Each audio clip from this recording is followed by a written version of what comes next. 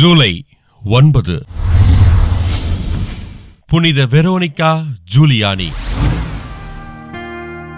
Italy நாட்டின் மெர்காடெல்லோ பகுதியில் செல்வ மிகுந்த குடும்பத்தில் 1660 ஆண்டு டிசம்பர் மாதம் 27 நாள் உர்சுலா ஜூலியானி என்ற இயற்பெயர் கொண்ட புனித வெரோனிகா ஜூலியானி பிறந்தார்.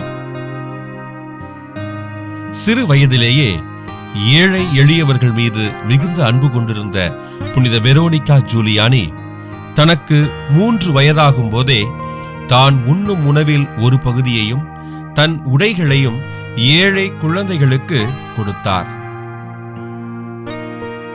பக்தி மிகுந்த இவரது தாய் தான் இறக்கும் முன்னர் தனது 5 குழந்தைகளையும் இயேசுவின் 5 திருக்காயங்களுக்கென ஒப்பு கொடுத்தார். இயேசுவின் திருவிழா காயத்திற்கு ஒப்பு கொடுக்கப்பட்ட நம் புனித வெரோனிகா ஜூலியானி 1677 ஆண்டு ஜூலை மாதம் 17 நாள் ஏழை கிளாரா சபையில் துறவறம் பூண்டார். அதே ஆண்டு அக்டோபர் மாதம் 27 நாள் இயேசுவின் பாடுகளை அதிகம் சிந்திக்க வேண்டும் என்ற நோக்கில் தனது இயற்பெயரான உர்சுலா ஜூலியானியை வெரோனிகா ஜூலியானி என மாற்றிக்கொண்டார்.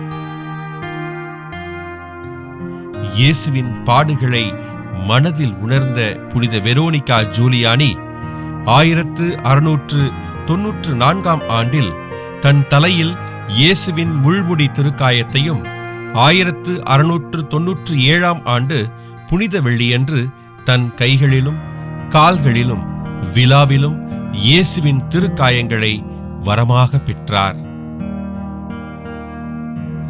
நறுமணம் கமழும் காயங்களோடு தமது அருட்சகோதரிகளை வழிநடத்திய புனித வெரோனிகா ஜூலியானி 1727 ஆண்டு ஜூலை மாதம் 9 நாள் இறந்தார். அவர் இறக்கும்போது அவருடைய இதயத்தில் திருச்சிலுவையின் அடையாளம் பதிந்திருந்தது. வெள்ளத்தால் இவருடைய உடல் அழிந்தாலும் இன்றும் அழியாமல் இருக்கும் நம் புனிதருடைய இதயம் இத்தாலியின் சித்தா டி காஸ்டெல்லோ என்ற இடத்தில் வைக்கப்பட்டுள்ளது. இயேசுவின் திருக்காயங்களை வரமாக பெற்ற புனித வெரோனிகா ஜூலியானி விழாவை கொண்டாடும் நாம் இயேசுவின் பாடுகளை மனதில் ஏற்று அவர் காட்டும் நல்வாழ்வை வாழ முயற்சி செய்வோம்.